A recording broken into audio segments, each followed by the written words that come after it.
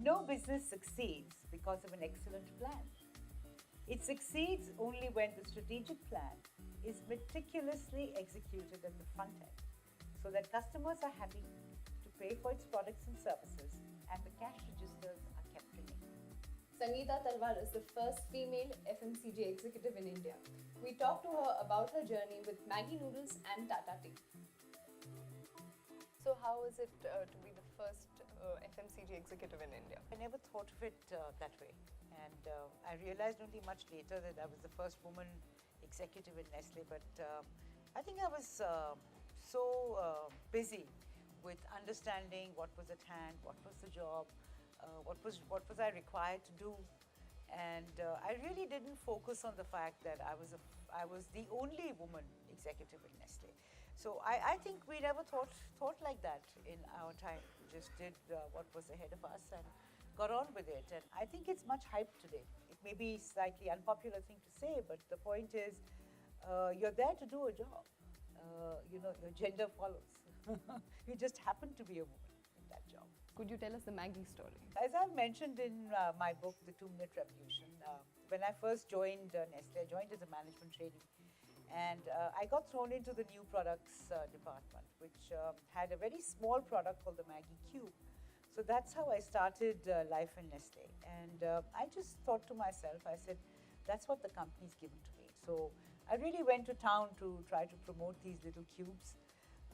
Did a lot of work around that. And perhaps, as I've mentioned, that's probably how I polished the first step up the ladder, the first rung of the ladder. Maggi Noodles was given a very childlike personality, right?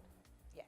So how did that come about? In my book, I've talked about how you need to go against the grain, how sometimes you need to fly with the birds, get away from what is in order to be able to see what could be. And this was an example of how we actually went away from the product form, the fact that it was long, stringy product. We were not used to that as a country. We were not familiar with Chinese food. It was sold in a few pockets, but it was not eaten. It was nowhere near what it is today. It was a hardly known food.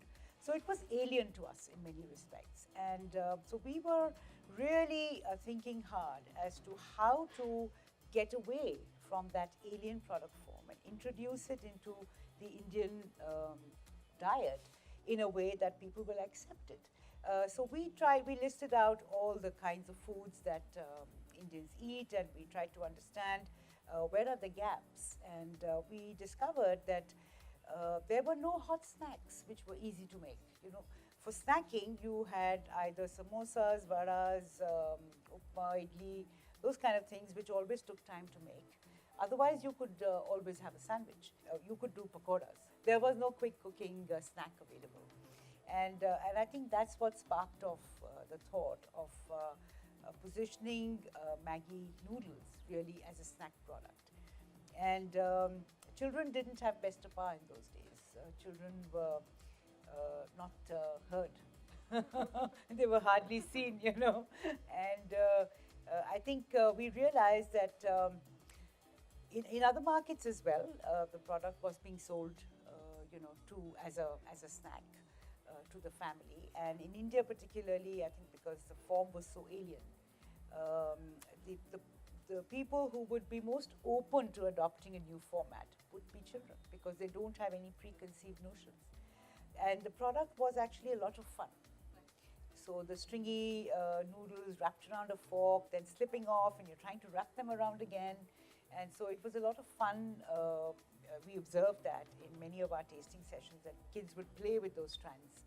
So that the two things put together kind of sparked the idea of exploring that segment. Any special advice for women out there? One of the things I want to tell them is have courage, confidence, and compassion, and believe in yourself.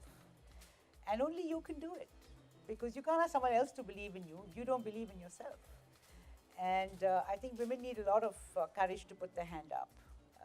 But I think I have seen, I've spoken to a lot of women, I talked to a lot of women's sessions. I've seen how the look on their face changes when they realize that they can put their hand up and step up to the next challenge. And women have a very rich life because they don't only have work at the office, hang by uh, the bar, have a drink, go home.